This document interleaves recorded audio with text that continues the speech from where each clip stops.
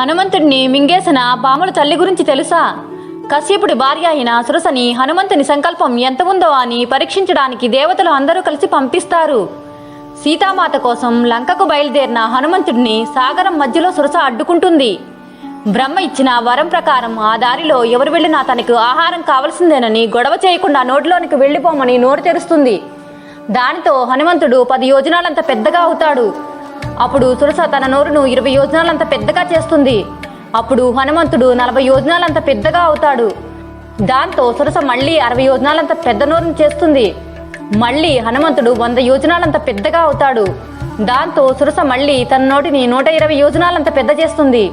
అప్పుడు ఒక్కసారిగా హనుమంతుడు బొటనవేలంత చిన్నగా మారి తన నోటి లోపల నుండి కడుపు లోపలికి వెళ్లి బయటికి వచ్చేస్తాడు.